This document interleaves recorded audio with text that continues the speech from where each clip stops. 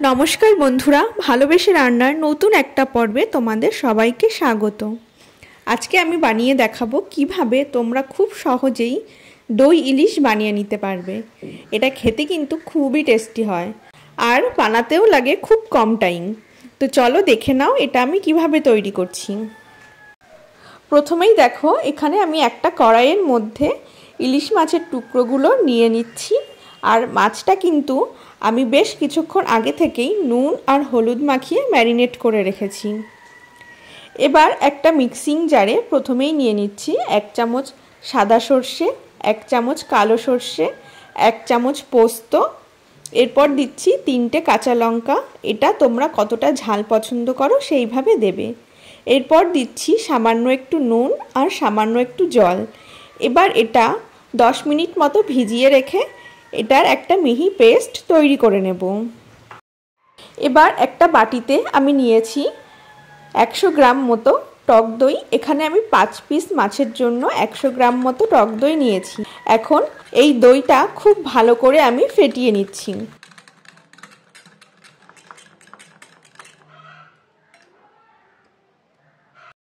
দেখো, দইটা ফেটানো হয়ে গেলে এরপর আমি এতে দিয়ে দিচ্ছি আমার পেস্ট করে রাখা সর্ষে পোস্তর মিশ্রণটা।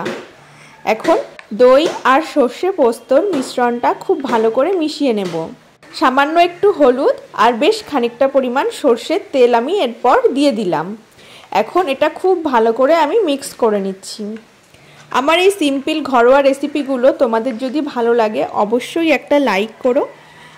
কেমন লেগেছে কমেন্ট করে জানিও। ভালো লেগে থাকলে চ্যানেলটা সাবস্ক্রাইব করে পাশের বেল আইকনটা প্রেস করে দিও নতুন ভিডিওর নোটিফিকেশন পাওয়ার জন্য। দেখো, আমার এই মিশ্রণটা তৈরি করা হয়ে গেছে। এখন এটা 2 থেকে 3 মিনিট মতো এভাবেই রেখে দেব। এরপর কড়াইয়ের মধ্যে যে মাছগুলো নিয়েছিলাম তার মধ্যে আমি এই মিশ্রণটা ঢেলে দিচ্ছি। এখন এই মাছের সঙ্গে মিশ্রণটা খুব ভালো করে মেখে নেব। আমি কিন্তু এখানে কোনো জল অ্যাড করছি না, তোমরা চাইলে সামান্য জল অ্যাড করে নিতে পারো। এইভাবে মাছটা ভালো করে মেখে নিয়ে আরও 10 মিনিট মতো এভাবেই আমি রেখে দেব। 10 মিনিট মতো পরে এর মধ্যে আমি দিয়ে দিচ্ছি 2টো চেরা কাঁচা লঙ্কা।